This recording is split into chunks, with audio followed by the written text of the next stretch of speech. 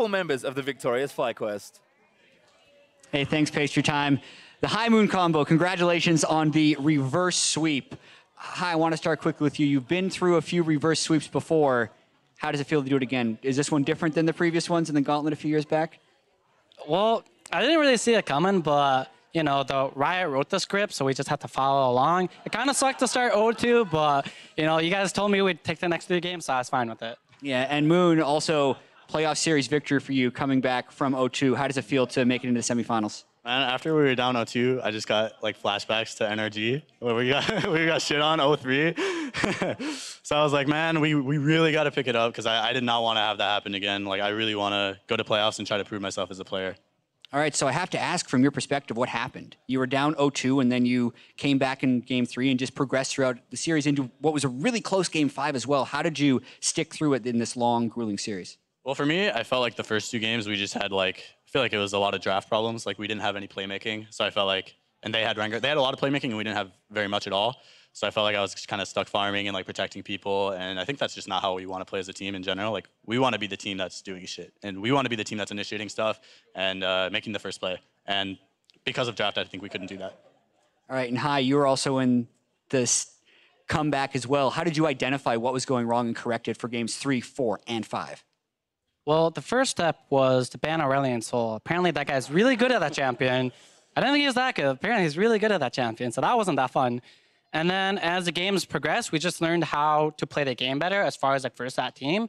Like, we understood that we had to be initiating the fights against them because when they start the fight, they're really good at that. But when we start the fight, we're a lot better at that than they are. So we switched things up and changed our game plan throughout the game. It just took 2 games to figure out what to do. So let's hope that doesn't happen against TSM. Yeah, it's a process, and you guys do play TSM next. And I want to talk a little bit about playoffs because it's a bit of a new start to the season. And you guys started off the regular season so well and then struggled a lot in the middle of the split. How did you kind of prepare over these last 2 weeks to try and get back to that form you had early on in the season? To prepare for the playoffs, we did what we did the entire split. We lost every scrim. We lost every single scrim. We came in strong. So we just got to keep losing, I think, and we'll win playoffs. All right, and final question, Hi, you guys do now match up against TSM, almost old rivals for you. How do you see that match playing out, and how do you prepare? Well, I've never lost in playoffs except for to TSM, and that's 3 times in a row, I think. So I kind of don't want that to make it a 4th. They play really well, and Bjergsen's probably the best mid in NA, so it's definitely going to be very hard for me to, like, you know, show what I got against him. But I'm looking forward to it, and I think I can take it home. Also, Bjergsen isn't the best mid in NA. Hi is. Yeah, it makes me feel better, you know? Teamwork OP, congratulations on the thrilling comeback, guys. Best of luck in the semifinals. We're going to send it over to the desk to close out the day. Thank you very much, Jack. Great to hear from both Moon and Hi in the run back here against CLG. 5-game series, but they do it. The upset, and they're moving on to play TSM. So it's not like the road gets any easier. But, man, what a great way for the series to end in just a really, you know, kind of like gutty, gritty, you know, skirmishy Game 5 where kills were going everywhere and everyone's on comfort champions. I mean, that's exactly what we were saying about this series heading into it. These are 2 of the most aggressive teams, one of the bloodiest 2 teams in the league, and then we get a crazy Game 5 to wrap it all up. It really had everything with good early game play, good macro play, and then a couple crazy team fights at the very end. My favorite part is how the series just kept developing, where it's like, Game 1, oh my god, Aurelion Sol's really powerful. They ban it out. Game 2, oh no, FlyQuest doesn't have any way to start fights and Moon's stuck in the jungle. And it's like, hey, you know what? Rengar's really damn good. Then they pick it blue side, then they get it again, and then the final game, it's like, no Rengar, everybody comfort picks, everybody back up against the wall. We're even seeing, like, Talon come through for High. We're even seeing Camille for Darshan, which I would consider comfort because he was one of the first people to pick it up. And I'm just like, everybody is just trying to be in a good spot for this last game and play to their strengths. And it was the closest of the series by far. You've got Moon on Eve, you've got Stixay on Callista. I mean, I was very excited to see a lot of these champions locked in. Most importantly, though, I have to remind you both that you were incorrect in your predictions here. I said if anything happens, Moon takes off. Don't try and get out of Weezy. You know why we were wrong, right? We were wrong. It's all right. We were wrong because we believed in CLG. And as soon as you think they're going to win, that's when they lose. Kobe will tell you. It's truly Kobe will be the first one to tell you. But this was a crazy game, and I want to work our way kind of backwards through it from a gameplay perspective. Take a look at that final fight that ended it all, and then work our way back through. So here it is. I mean, it starts off the back of High basically trading 1-for-1 against Stixay. That allows FlyQuest to get this inside track on the Elder Dragon. And then you see CLG making kind of desperate moves to try and get involved there. Smithy goes over early. That stalls out for a little bit onto the Elder Dragon. Then Huhi goes in, and they misposition themselves trying to stop the Elder Dragon so much. That's an easy fight for FlyQuest to clean up. Yeah, it's still also Moon who does secure the Elder Dragon there. So he does end up getting on top of that. And I think that that's something that was a little bit missed there because he did still show up big in that fight. Absolutely, and it was mentioned that he'll have to continue to be a top performer for this team if they plan on going any further in the playoffs. But I think that fight there at the end kind of showcased, or at least very well explained or kind of emphasized how much this series teetered on a knife's edge there in Game 5, where any fight could have gone one way or the other and really put the nail in the coffin. Speaking of which, just a few minutes prior to this, 32 minutes into the game, we've got a Baron fight here. CLG maybe overreaching just a little bit. Yeah, this is Darshan going in and just trying to flex. And I feel like this is when you're very far ahead. You just try to brute force because it hasn't been making progress in the last 2 or 3 minutes. And you're like, all right, let's go.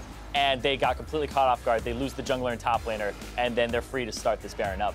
Yeah, it's really the case where you're just getting over-eager. You had a great move previously to get that bottom turret down. You're feeling good. You have the vision control around the Baron. They face check. Darshan goes over, but there's no one on his team that follows that easily. The only person you really can is if you like throw a Nami over the wall, which is obviously not the correct usage of a Nami there. So this allows FlyQuest to start off this Baron. Is a decent contest by CLG given the fact that it's 3v5. Huhi does a good job kind of chunking out multiple members of FlyQuest getting them low, but the big mistake here is Stixxay. They can save his flash and play this slower. They don't need to commit there. If Stixxay hangs back, forces them to re-engage in the Baron, you still have the Nami and Kalista. I think there's 2 big misplays there. I think that Stixxay one is big, but I also think the position of the parallel convergence from Huhi is not far enough in. It's too shallow. If you can actually put it near the Baron pit halfway through, then you're able to just change the positioning of everybody in the pit, even force them further back into the pit, Look at that which then puts them up against right the off wall the cliff. for the Kalista. Yeah, absolutely. But that's the thing. Within these plays, we can point out probably 100 tiny mechanical things that if they go slightly differently, and again, it speaks to the pressure and the environment that these players are playing in a Game 5 here, elimination match from playoffs. And then you go back to what we're talking about at the beginning of the day, the High versus Afromu shot calling battle here, and how 5 games against High is fatiguing, mentally fatiguing, physically fatiguing, and at a certain point it did feel like CLG was grasping at straws more so than playing their methodical, planned out strategies that we've seen in the past. Yeah, They didn't have to get done. Exactly. It was tough because, I mean, your whole season rides up to this one team fight, and I think that's what CLG is going to look back on. A lot of those players are going to beat themselves up over those kind of small individual decisions that they were making on how they played that team fight out. Because if they execute that with the Darshan side, maybe they end the game there. Or if Stixxay and Huhi play a little better, maybe they hold on and they're able to take a more even-footed fight later in the game. And I want to look at like the game as a whole here for a second, because you think back, this was a top lane focus. Like the Camille is slamming the Renekton in that top lane with so much help. But then the bottom side of the map is the focus for FlyQuest. They get way more off of these kills. They get the first turret in this game as well, and they are just having so much put into the bottom lane by Moon on this Evelynn. Bottom lane is one of the harder lanes to gank because you have a Sightstone down there, you have wards all the time, but Moon is able to find great routes, and then High also is freed up with the talent to roam, so they have 4-man Just in general, bottom. too, though, there was just a lot of great play. I mean, we saw there the flash over the Nami ult from Moon in the first clip there in the mid lane. Afromu, just the accuracy on those Nami bubbles across all 5 games. Oh, yeah. Stellar. Just everywhere you look, any player in this series here today, you could have picked a player or two to add to a highlight reel. Yeah, and I mean, you get to see how good CLG played from behind from the bot lane. Like Stixxay and Afromu did a good job bouncing back here, and eventually you see how hard that they decided to go onto Stixxay. This is right before that Elder Dragon that eventually won FlyQuest the game. Yeah, and then High's just going so deep there. The previous clip as well, like I think Elimination had some pretty bad first few games in this series, but that last game ended up with some early kills, had 100% kill participation up until like the 17, 18 minute mark, and he was doing great work. Even in the previous clip, he flashes with Camille ulti on him to bring Darshan to the team to kill him. So there's like some like moves here from everybody on all of these teams here that I think everybody really had, like you said, a highlight moment at some point in this game. And while there were plenty of carry moments throughout the day, we'd like to recognize one player who stood above the rest with significant impact in netting their team the win. So we're naming Moon our player of the series. Games 2 and 3 on Rengar being the big reasons why. Yeah, that early game, like Or we not mentioned, 2 and 3, 3 and 4. 3 and 4 on the Rengar, forcing CLG to go blue side. That changed up the way the entire game was playing. And then you saw game 5, that Evelynn performance kind of snowball off the bot lane pressure that they had.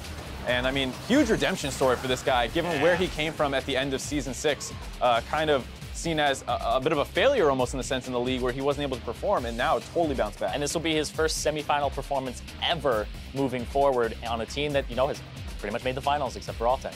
Right, and one step closer to being gods. So are they demigods now? Yeah, they're like in their trials to become the demigod status on their way to becoming full-fledged gods. The in reverse world of sweep demigods at the moment. Yeah, but again, the way that they did it is very reminiscent of the gauntlet run that we saw C9 make when High came in as a jungler. They're like the Borg. The reverse sweeps for 3 series in a row. I don't know, do you think that FlyQuest would be able or capable of doing this similar thing, just again, in terms of a fatigue level, in terms of having to craft a 15-game run, essentially, to the finals? Does this squad, with veterans and some rookies who have shown inconsistencies, have what it takes to actually take an NALCS title? I mean, it's tough. It's obviously an uphill battle, especially against TSM, who's kind of like this brick wall in the sense where it feels like you have to pass like this bar to be able to beat them. That means you have to be like amazing everywhere with good early, mid, and late game. Like all these things need to go right. But that said, FlyQuest will be feeling themselves after this, have a huge confidence boost. And sometimes teams can come out a little flat when they've had essentially 3 weeks off, which is what TSM is going to be kind of dealing with.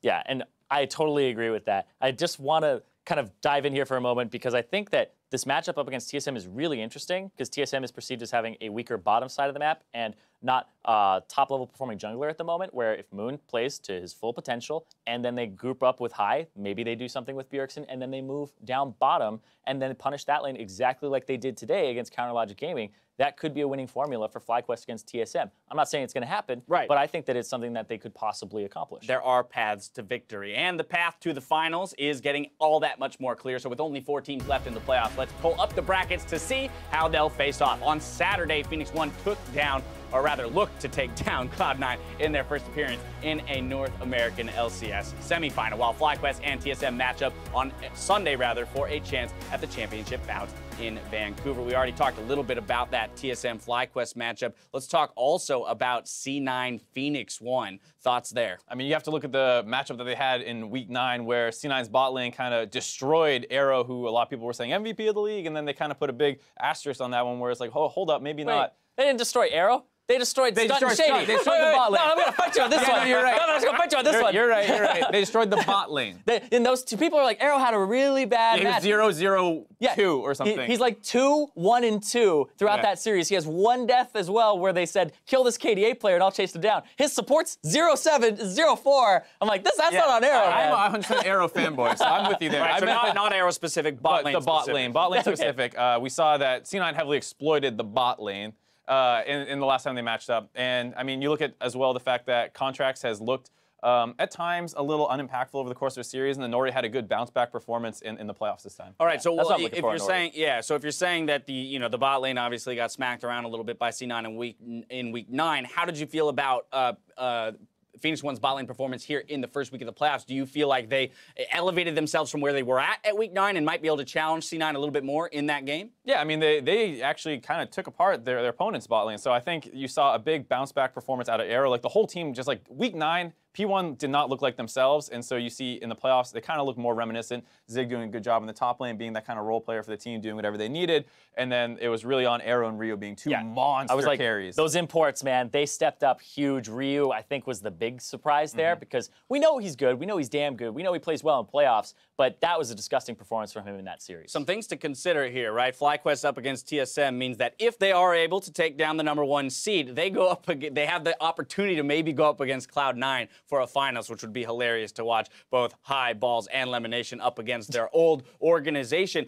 But then also, I want to recognize the fact that in the semifinals, we do have 2 new organizations in Phoenix One and FlyQuest. So, I think in a region where we've become very accustomed to kind of the top-tier organizations always being the names that we see come those, first through 4th place matchups in playoffs, we're finally seeing a little bit of difference and some new orgs kind of sneak in. Yeah, I feel like 75% of the playoffs teams are like the ones that we typically see. But last year, you think we had Immortals twice, and they were a new organization last year in spring.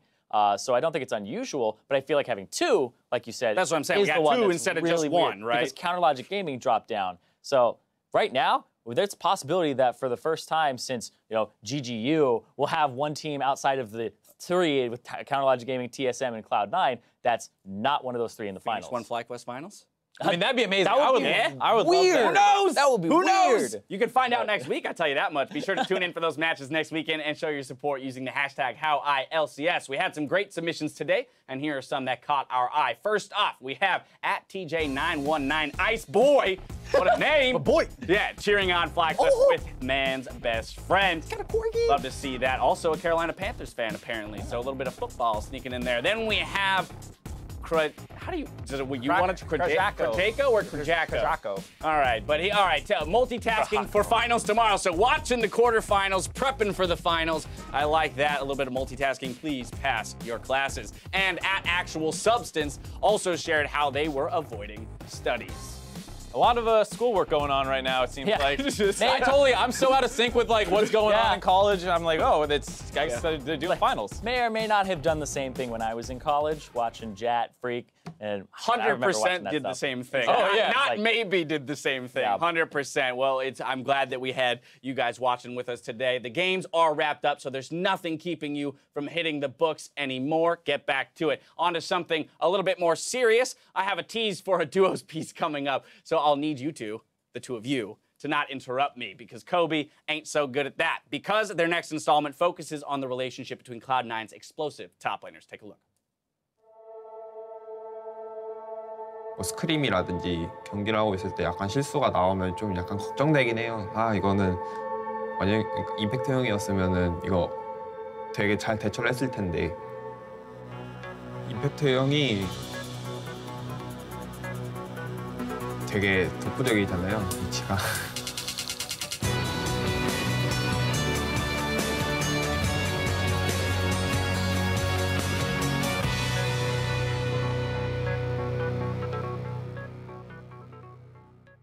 An interesting dynamic that I'm actually very excited to have a little bit more clarity on, especially as we've been asking the question all season long, where exactly do Ray and Impact fit into the team in a sub scenario? At what point is Ray the better decision over Impact and vice versa? Yeah, definitely something to look out for in that regard. And also just the whole story of Ray coming over with Apex last year, having this kind of very greedy play style in the sense where he was selfish about what he wanted to play and how he played it. And then joining an organization like C9, very infrastructure heavy, and you're going to play the game the right way, this kind of stuff, and being able to get exposed to that kind of situation. Yeah, and to learn from a world-class top Yeah, player, exactly. Like, I remember having a walk and talk with Reaper at one point. I was asking him about the two top laners. It's like, does somebody have anything to prove here? And he's like, well, Impact really doesn't have anything to prove. He's a world champion. They respect him. And also, it's a great environment for Ray to learn, because not only does he have Impact, he has Reaper, who used to be one of the best carry top laners in Korea. So he has two guys who can teach him a style of how to play those tanks, but also somebody who knows how to play that more aggressive style around a team. I love it. That episode of Duos will premiere on Tuesday, April 11th. So for an in-depth look of the entire weekend, I don't know, I just screwed myself up there. Separately, for a look at the entire weekend and the one ahead, make sure to join myself, Jat, and Zyrene for NALCS tonight. That's going to do it for us here. So on behalf of myself, the casters, and the entire live broadcast crew, thank you for watching, and we'll see you for the next week of semifinals.